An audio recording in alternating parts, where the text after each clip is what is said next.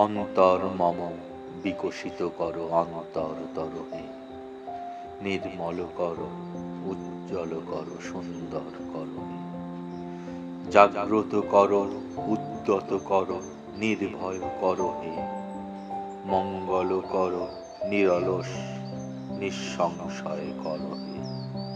যুক্ত কর হে সবার সঙ্গে, মুক্ত কর হে বন্ধ। সঞ্চার কর সকল কর্মে, শান্ত তোমার ছন্দ। চরণ পদ্মে মমচিত নিষ্পন্দিত কর হে। নন্দিত কর, নন্দিত কর, নন্দিত কর হে। কি ব্যাপার, কবি কবি ভাব? দেখো, জীবনের শেষ পর্যায়ে দাঁড়িয়ে আর কি বা চাওয়া পাওয়ার আছে, তাই তো গুরুদেবকে একটু বোঝার চেষ্টা করছি। হ্যাঁ গো, তুমি একটু পড়বে নাকি? রাখো তোমার কবিতা, যাও বাজারে যাও। বাজারে তো আমার যেতে ভালোই লাগে, তুমি দেবে টাকা, আমার পকেট ফাঁকা। সারা জীবন চেয়ে চেয়েই তো কাটালে, জীবনের শেষ সম্বলটুকু তাও তো ছেলে মেয়েদের পিছনে খরচ করে দিলে। আর যা পিএফ এর টাকা ছিল তাও শেষ করে ফেলেছো। আমাদের বাকি জীবনটা চলবে কি করে সেটা একবার চিন্তা করেছো? কেন, তুমি তো আছো। হ্যাঁ, আমার যেন টাকার গাছ লাগানো আছে। তুমি তো লক্ষ্মী, ধন সম্পদের অধিষ্ঠাত্রী দেবী। যত সব আদিক্ষেতা। এই শোনো শোনো,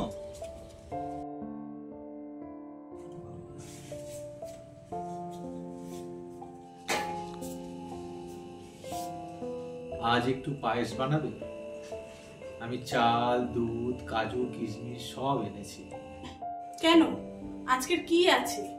জানো তো, আজ থেকে আমাদের জীবনের এক নতুন অধ্যায়ের সূচনা হবে।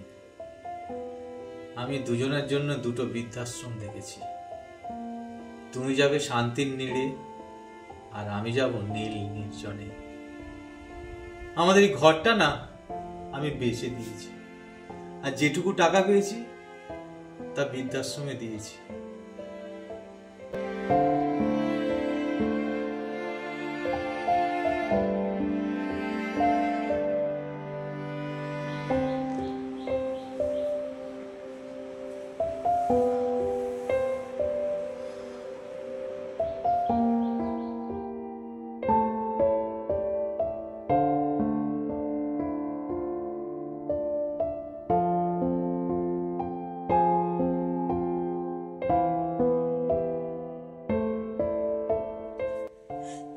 কি হলো, তুমি কাঁদছো কেন? আমরা কি দুজনে একসাথে থাকতে পারি না? এ নাও, এই কবিগুরুর বইটা তোমার কাছে রাখো। তোমার যখন আমার কথা মনে পড়বে তখন এটা পড়বে, দেখবে আর কষ্ট হবে না। এই বইটা আমি সেই ছোটবেলা থেকে বুকে আগলে রেখেছিলাম।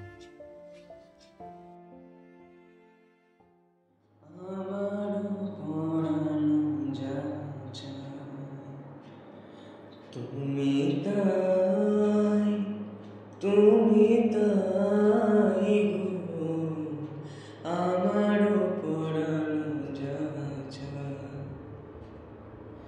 তোমা ছাড়া রে জগতে মোর কেহ নাই, কিছু নাই গো, আমারও পরানো যা চায়। তুমি তাই, তুমি তাই গো, আমারও পরানো যা চায়। তুমি সুখ যদি নাহি পাও, যাও সুখের সন্ধানে যাও। তুমি সুখ যদি নাহি পাও, যাও সুখের